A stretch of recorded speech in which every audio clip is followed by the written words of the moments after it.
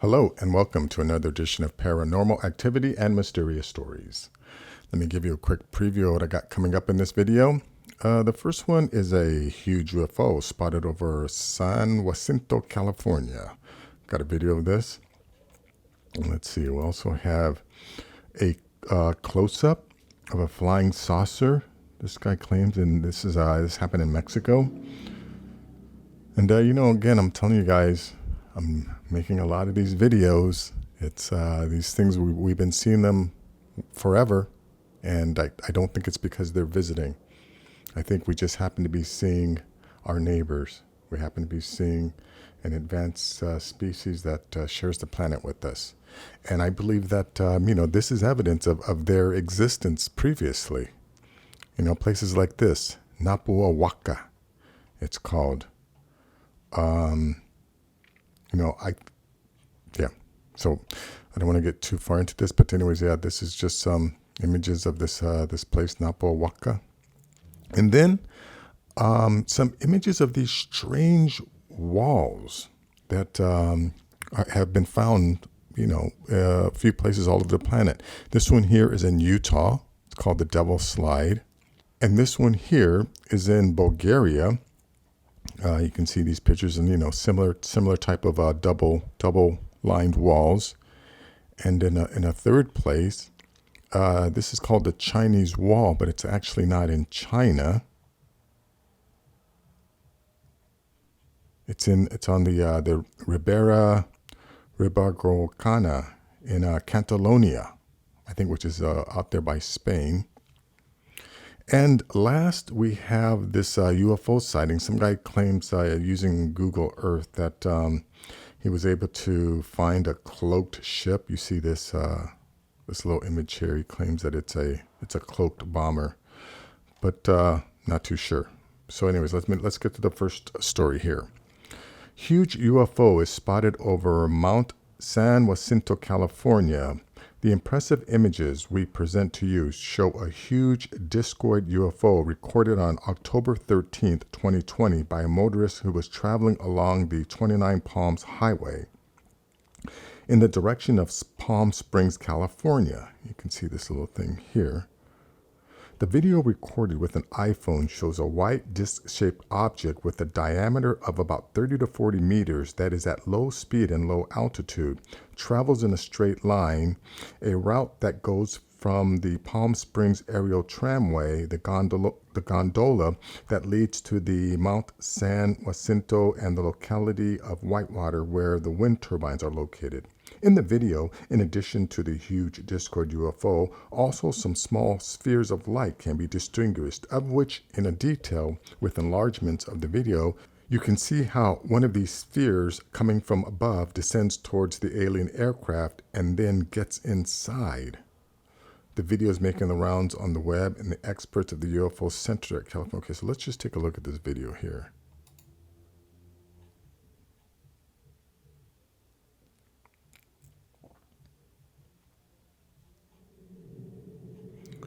All right, let me just get,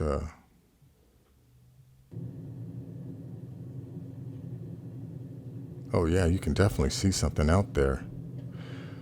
30 to 40 meters. I wonder how they determine that distance. It definitely looks big for sure.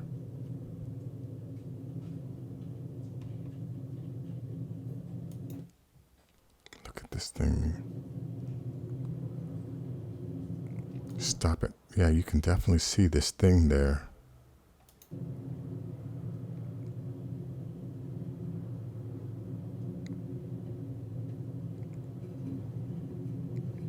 Is it actually moving though? Or is it because the person is driving closer to it and it's just changing perspective?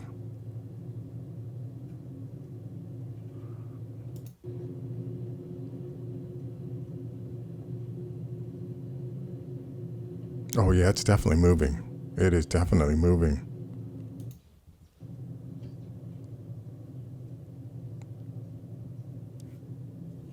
So anyways, of course, I will leave a link in the description. You want to take a look at it yourself. Let's get to this, this second video here. UFO sighting, best close-up ever of flying saucer is 100% proof, claims UFO hunter.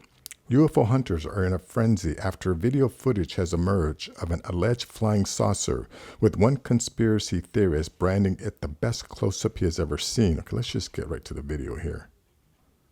And I think it's actually, you know, there's it's in Spanish, so I don't think it'd be worth.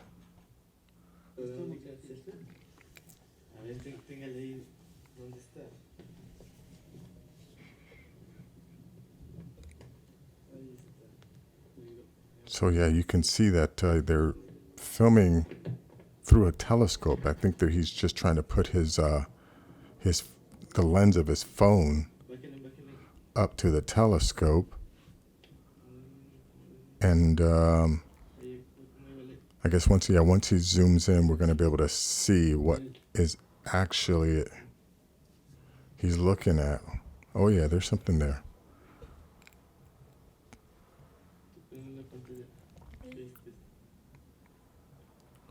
Wow, is that thing floating? That's definitely a UFO.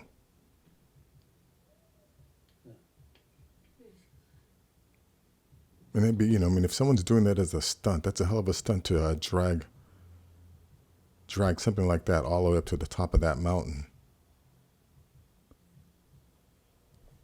Well, that's it for this video. Of course, the link will be in the description. You want to check it out yourself. Okay, now let's check out this mystery of Naupa Huaca. I think that's how you say that. This is a mysterious hidden megalith structure located off the roads between Urubamba and Ollantaytambo in the Sacred Valley. Some believe it could be a portal or gateway to other dimensions. Its difficulty of access and partially hidden locations have caused archaeologists to speculate that it was used by advanced Quechua shamanic practitioners to achieve paranormal levels of consciousness, and only by those who were privy to its secret. The site is called Naupa Huaca. In Quechua, Naupa means the ancient ones, and Huaca means temple. This is a little known, off the beaten path site whose existence was known only by a few until a few years ago. Well, I don't want to read the whole thing, it'd be too long, but look at this stuff that they just carved into the rock. And come on, people, this, whatever this is, it was not done by primitive people using primitive tools. Okay? Just get that out of your head.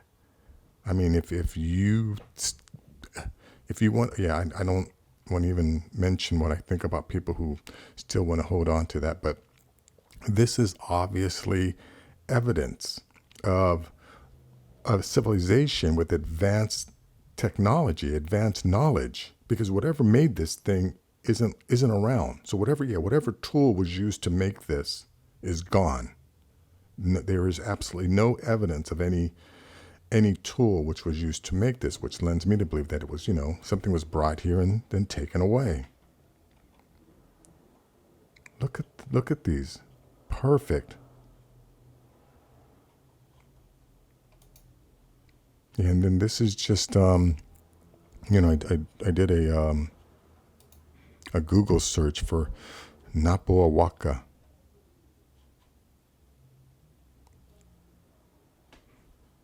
But look at the precision in that cut. Okay, there are no primitive tools that could do this. This was done with some type of machinery. And also, I believe, you know, based on its location, I mean, it's so high up in the mountains that something that had the ability to defeat gravity had to have been, you know, used to access these areas and to get back and forth, because yeah, it's so hard to get to these areas, their locations. So it's, yeah, Naupa Huaca, that's what this is called. Now let's go to this this wall here. Like I said, you know, this, so far they've found 3 locations of these double-lined walls. Along a scenic stretch of interstate in Utah, an unusual formation called the Devil's Slide can be found. It is located between Morgan and Hennifer along I-84 between mile marker 110 and 11. Pullouts on both sides of the freeway allow travelers to take a closer look at the giant rock formation. Oh, they're saying it's a rock formation. Interesting. It's definitely rocks, but I'm going to say that these were built. The Devil's Slide is formed by two hard, weather-resistant limestone layers that reach about 40 feet high and several hundred feet long. They are separated about 25 feet apart with a softer, shaky limestone layer between them, which is susceptible to erosion and weathering. This is forming the chute of the slide. You cannot, sorry, there's no large images of this. Well, there's a good image.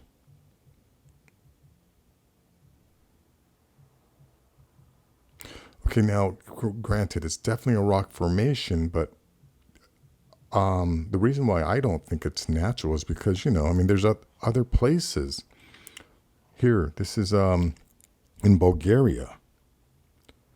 Ritlite is a natural landmark situated on an area of 123 hectares, I think that's HA, on the left bank of the Iskar River above the village of... Oh, I'm not even going to try and say that. It consists of 4 almost parallel upright walls, 200 meters long, and a railway line passes beneath them. They are included in the Register of Preserved Territories and Protected Areas of Bulgaria by order number whatever. The name of the natural landmark comes from its similarity with the side barriers of an ox cart. So let's take a look at this one. Okay, look at that, double-lined walls. Oh yeah, here's a railway down here. Oh, they built a railway track right under it. But again, does that distance look about 25 feet? Same to the other one? Or is that more than 25 feet?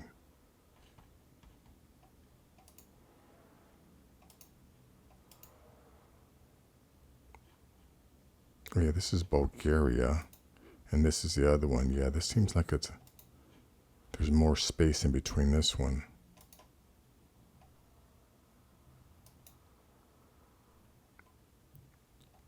I just think that this weathering, I think it's just evidence of how long it's been here. I don't think these are natural formations.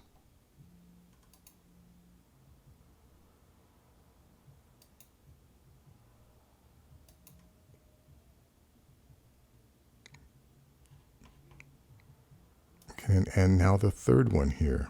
Now this is in Catalonia. The Chinese wall of Fenestres is in fact neither a wall in the strict sense of the word, at least not in China. Yet when you see how it looks like, you can understand why this name has stuck.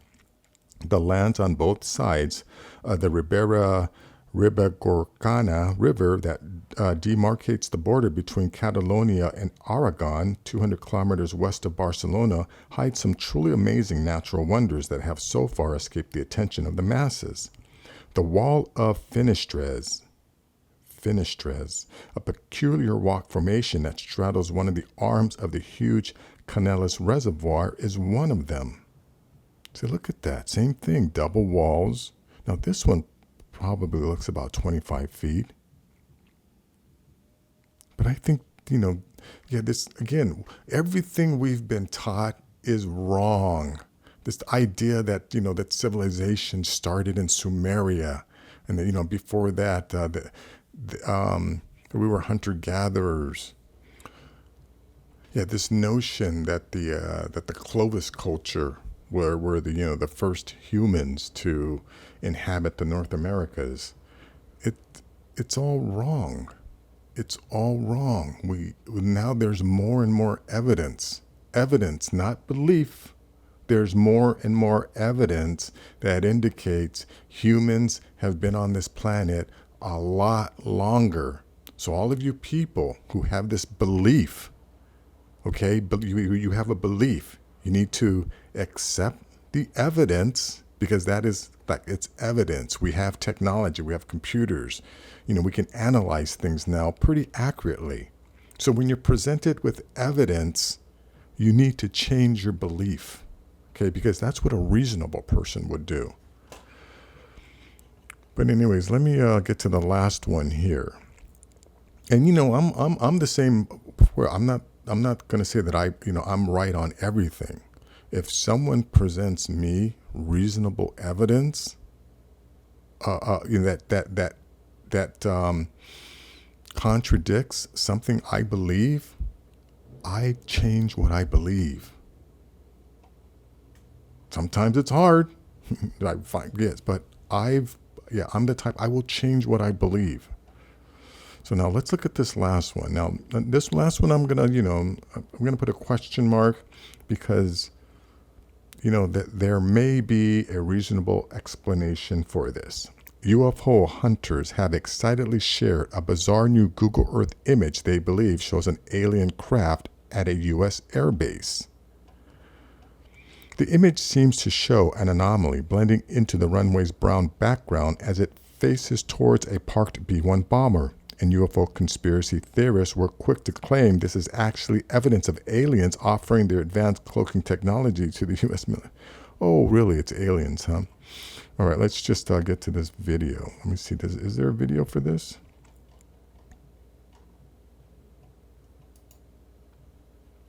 Let me go large screen on here. Now we're at Dyess Air Force Base. Now this is in Texas, and you see a lot of planes nearby. Looks like KC-135s over here, which are good for refueling. And these are B-1 bombers. I used to work on B-1 bombers. And not too far away, right here, there's a B-1 bomber sitting next to a cloaked B-1 bomber. Now you see one B-1 bomber here. But as I turn, you'll actually begin to see another B-1 bomber. Well, one thing, this is what I notice about this is they seem to be mirrored, as opposed to two separate parked individual bombers. To me, this looks more like Can you see a mirror image. It's cloaked, but you can still see the outline of the B-1 bomber. Let me turn it so you can see it a little bit better. Can you see it right there? Has the United States Air Force actually made a cloaking device? Now, we've heard the military, U.S. military, talking about cloaking devices all the time, and then suddenly went quiet for the last 10 years. And cloaking on a B-1 bomber would be very, very useful. Why? Because, well, I used to work on B-1 bombers in Ellsworth Air Force Base. I was a mechanic on the airplane. I also painted the stealth coating, which absorbs radar, so they're hard to see them. They're seen as a flock of birds. But the thing is, a B-1 bomber carries 8 air-launched cruise missiles, or 24 SRAMs, or 24 nuclear bombs. I don't know what about the bombs having to do it, but that's interesting that this guy actually worked on these bombers, and like I said, he used to paint some kind of cloaking material onto the bombers. But anyways, that one, I think it might be some. The night. Yeah, to me that seems more like some type of Photoshop job. Maybe I don't know. You know what? I'll leave the link in the description. You can check it out yourself. Tell me what you think in the comments. But that's going to be it for this video. If you like videos like this, please give this video a thumbs up. Please share this video. And if you're new to the channel, please subscribe. I'll have more things like this. Take care.